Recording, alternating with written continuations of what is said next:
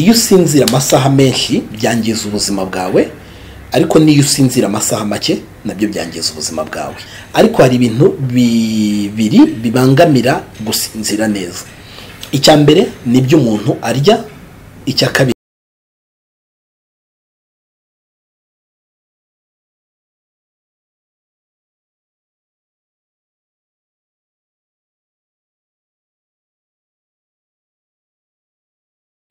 bonjour mwaramutse neza inshuti zacu ni zidukunda bakunda ibiganiro byacu. C'était weekend, ni weekend nziza cyane, mbifuriza weekend nziza mwese. None ndavuga kuri sujet cyangwa se topic y'ingenzi cyane. Iyo topic ni ugusinzira cyangwa se ibitotsi. Gusinzira abenshi bamwe bavuga yuko ushobora kubyiza kuryama amasaha 8, abandi bati ntabwo ugomba kujya munsi ya 6, abandi bati niki, bikagenda bitandukana. Ariko igihari nuko iyo usinzira amasaha menshi byangiza ubuzima bwawe, ariko niyo usinzira amasaha make nabyo byangiza ubuzima bwawe. Nk'umwentrepreneur rero, ariko si abantrepreneur gusa, n'abandi bantu bose mu buzima, gusinzira neza ni kimwe mu bintu by'ingenzi. Iyo urebye ibijyanye no gusinzira bigira uruhare rukomeye cyane mu buzima bwiza. Icya mbere kimwe, telefone zacu zigiye zishyiramo umuriro, zashyiramo umuriro bikaba ngombwa ko tuzishyiramo undi muriro cyangwa se ko tuzicaginga. Gucaginga, so uburyo bwo gusinzira no gucaginga ni recharge your body, nukongera gushyira imbaraga mu mubiri wawe. Niyo mpamvu Imana yagennye ijoro kugira ngo abantu barisinziremo. Iyo urebye rero, biba byiza yuko umuntu agira icyo ndeba. Cya mbere nuko umuntu agomba gusinzira, ariko hari ibintu bibiri bibangamira gusinzira neza. Icya mbere ni ibyo umuntu arya, icya kabiri ni stress. Icya mbere ni ibyo umuntu arya, icya kabiri ni stress. Ibyo ni ibintu bibiri bibangamira gusinzira neza. Iyo umuntu atasinziriye neza, memoire ye ntabwo ibasha gukora neza, ntabwo ibasha kwibuka ibintu byose, ntabwo ibasha kugira, ahora ameze nk'unaniwe. Uwo munaniro ni ugenda uza rimwe na rimwe. Hari n'igihe ujya kubona ukabona nk'umuntu bitumye hari amakosa usigaye umubona akoramo, hari ibintu akora ahubutse, hari ibintu akora atsinziriye kuko umubiri we utaruhutse neza ngo ubwonko bushyire buri kintu cyose kuri gahunda. Nkavuga rero iyi sujet yo gusinzira ni ingenzi cyane, gusinzira neza. Gusinzira neza rero birasaba iki? Bisaba cyane, reka duhere kuri bya bindi umuntu yariye. Iyo umuntu yariye, bisaba ko umuntu arya ibintu byoroheje kandi akabirya kare. Iyo urebye hano iwacu muri Afrika, usanga ahantu henshi tudafite uwo muco wo kuvuga ngo se ngo ndarya iki nimugoroba cyangwa se ndarya iki ngiki. Ibyo nabyo sindi bubitindeho by'ibyo umuntu arya, kubera ko biterwa n'ibyo umuntu yabonye. Ahubwo icyo ndi burebeho ni iki? Navuga ko ibyiza ko nimugoroba umuntu arya hakiri kare, akaza kubona umwanya uhagije uri hagati y'amasaha 3-4 wo kugira ngo ajye kuryama umubiri wamaze gukora digestion neza.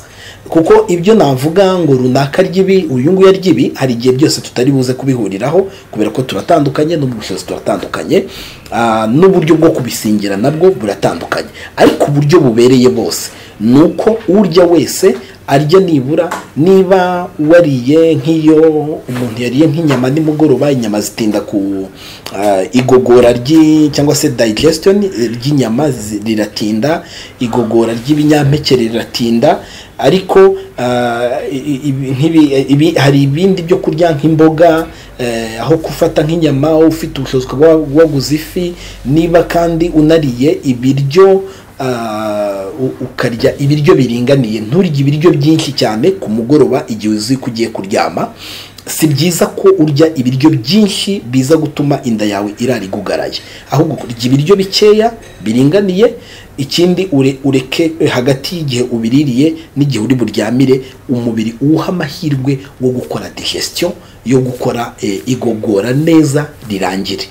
ikindi rero gikunda kubaho, ndashaka kuvuga ko muri bya bintu bibangamira gusinzira neza, ibyo kurya, ubushakashatsi bwakorewe muri University ya Harvard, nabikuye mu gitabo nasomye, bwavuze yuko mu bibangamira gusinzira neza, ibi bigiramo uruhare bwa mbere ni ibiryo ku rwego rwa 67%.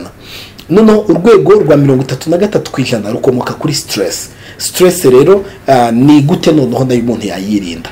Icya mbere cyiza babimenyereye turabivuga, ariko hari igihe abantu wenda batabihita babiha agaciro. Reka mbabwire, ni byiza yuko udakoresha telefone mbere yo kuryama. Mu babigiramo uruhare iyo mvuga ko bigoye kusa nkaho umuntu abireka, kubera ko buri kintu cyose kigira akamenyero ariko kikarangira kibaye cyawe. Ni byiza ko telefone nibura uyikoresha mbere y'isaha nibura yuko uryama, y'isaha mbere yo kuryama, ukiha nibura basi ukabije iminota 30 udakora kuri telefone. Mbasabe kandi telefone igomba kuba itegereye igitanda, igomba kuba itegereye byanaba byiza itari ahantu hafi ubasha kubyuka ngo yisingire.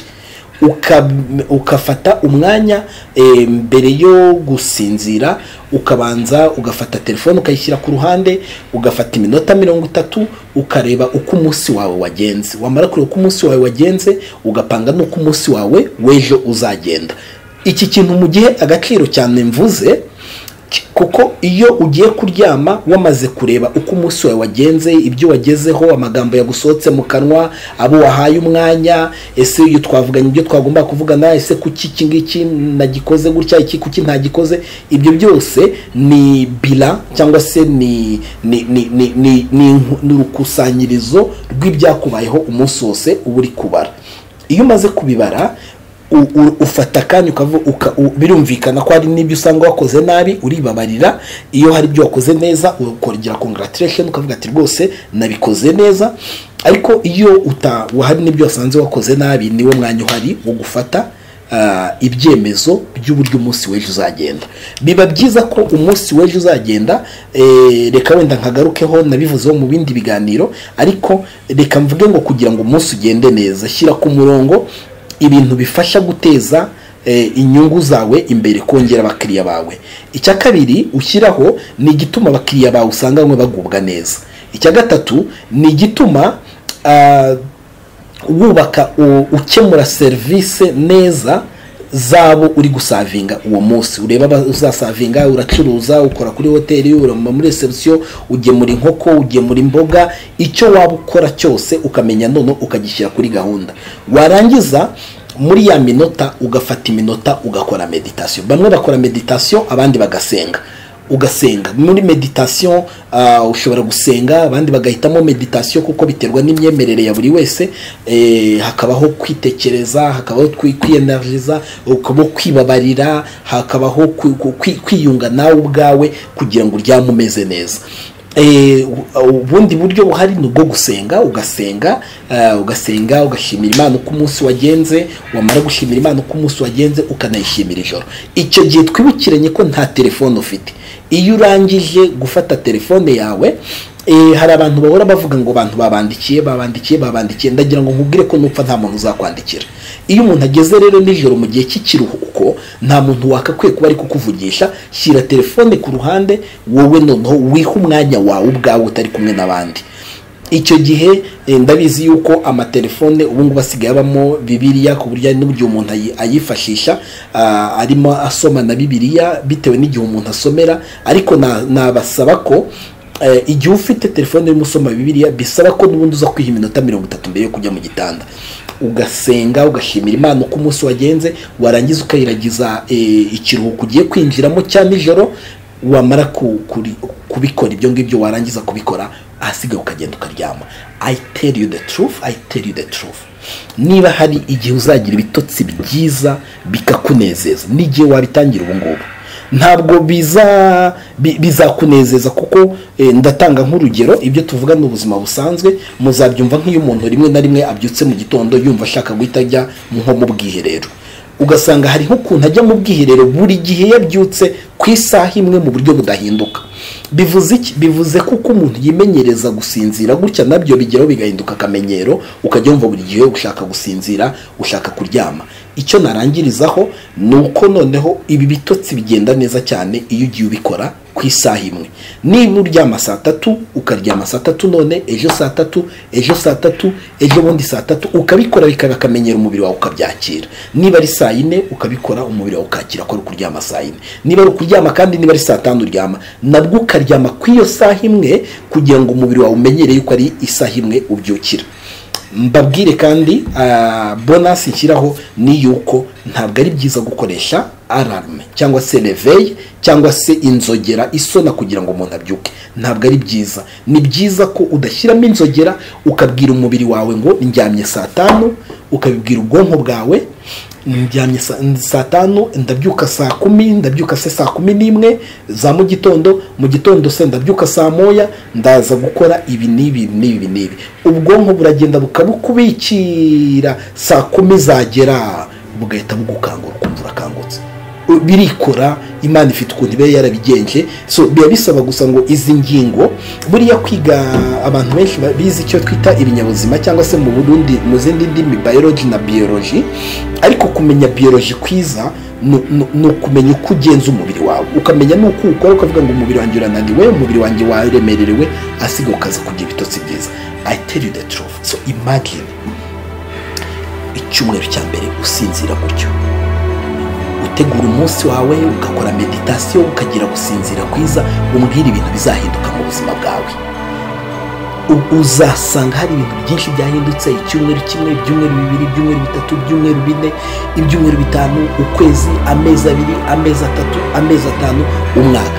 I tell you the truth, ndababwiza ukuri, ubuzima bwanyu mu mibereho yanyu, umubiri wawe uzagubwa neza cyane. So you can apply it, ugatangira ukabishyira mu bikorwa kandi neza, nzi ko bizagenda neza. So reka tugendane dushyire mu bikorwa, kandi uburyo bwiza bwo gushyira ikintu mu bikorwa ntabwo ari ukucyumva gusa, ahubwo no guhita ko utangira kugishyira mu bikorwa. Bonjour les amis, your coach.